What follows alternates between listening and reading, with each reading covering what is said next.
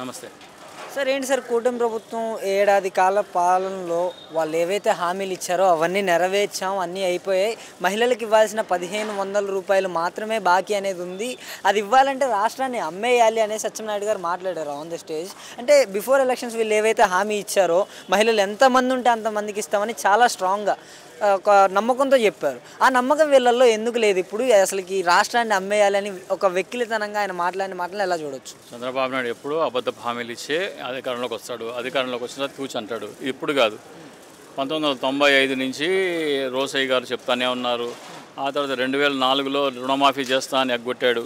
ఆ తర్వాత ఇప్పుడు మళ్ళీ ఈ సంక్షేమ పథకాలు అలివి కావు అని జగన్మోహన్ రెడ్డి చెప్పినా కానీ ప్రజలు అర్థం చేసుకోలేదు.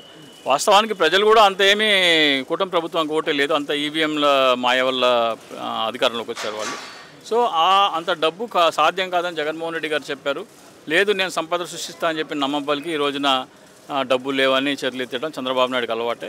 సో ఆంధ్రప్రదేశ్ని అమ్మేయాల్సి వస్తుందని అచ్చెన్నాయుడు అంటంలో మనం పెద్దగా ఆశ్చర్యపడాల్సిన అవసరం లేదు.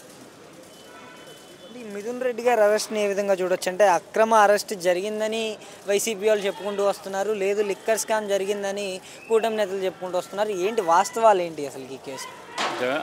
మిథున్ రెడ్డి గారి అరెస్టు జగన్మోహన్ రెడ్డి గారికి కనపడుతున్న అశేష జనాదరణ చూసి ఓర్చుకోలేక ఆయన చుట్టూ ఉన్న వాళ్ళని బలహీనపరిస్తే వాళ్ళు జనం రారేమో అని అనుకుంటున్నారు. కానీ ఎంతగా మీరు అరెస్టులు చేస్తే అంత బీభత్సంగా జనాలు వస్తారు, అంతగా రెట్టించిన ఉత్సాహంతో వస్తారు. ఇప్పుడు మిథున్ రెడ్డి గారిని అరెస్ట్ చేసినందువల్ల రాయలసీమలో జనాలు రాకుండా ఏం పోరు, ఇంకా రెట్టింపు ఉత్సాహంతో కసితో పనిచేస్తారు. మమ్మల్ని అనగదొక్కాలని చూస్తున్నారు, మమ్మల్ని అణిచివేయాలని చూస్తున్నారు అనే కసి వచ్చి వాళ్ళు ఇంకా ఉత్సాహంతో కసి పట్టుదలతో ఇంకా జగన్మోహన్ రెడ్డి గారి సభలకు వస్తారు జనం. సో ఇది కేవలం జగన్మోహన్ రెడ్డి గారి బలాన్ని తక్కువ చేసి చూపించే ప్రయత్నంలో ఒక భాగమే తప్ప కేసుల్లో ఎటువంటి బలం లేదు. ముందు 1,00,000 కోట్లు అన్నారు, తర్వాత 35,000 కోట్లు అన్నారు, ఇప్పుడు 3,500 కోట్లు అంటున్నారు. రేపొద్దున 35 రూపాయలు అంటారు. ఏమన్నా అంటే 1/2 లీటర్ పెట్రోల్ ఎక్కువ కొట్టించుకున్నారు కాబట్టి స్కామ్ అంటారు. సో వాళ్ళు చెప్పాల్సింది లేనిపోని ఆధారాలు లేని అన్ని అబండాలు వేసి వేధింపు చర్యలు, కక్ష సాధింపు చర్యలుగా కనపడుతున్నాయి తప్ప ఇందులో బలం ఉన్నట్టయితే మనకేం కనపడలేదు. మరి ఇప్పుడు చాలా వరకు కూడా పెద్ద ఎత్తున వార్తలు వెలువెత్తుతున్నాయి. Next target YS Jaganmohan Reddy garu అనేసి. అంటే ఎంతవరకు వాస్తవం అంటారు ఇది? వైఎస్ జగన్మోహన్ రెడ్డి గారి అరెస్ట్ చేయడం అంటే చంద్రబాబు నాయుడు తన రాజకీయంగా తన సమాధి తనమే తవ్వుకున్నట్లు లెక్క.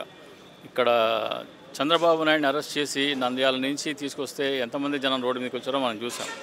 జగన్మోహన్ రెడ్డి గారిని అరెస్ట్ చేస్తున్నారు అనే వార్త వస్తే రాష్ట్రంలో సగం ప్రజలు రోడ్డు మీద ఉంటారు. అదొక్కటే దానికి ప్రామాణికం, అదొక్కటే నిదర్శనం.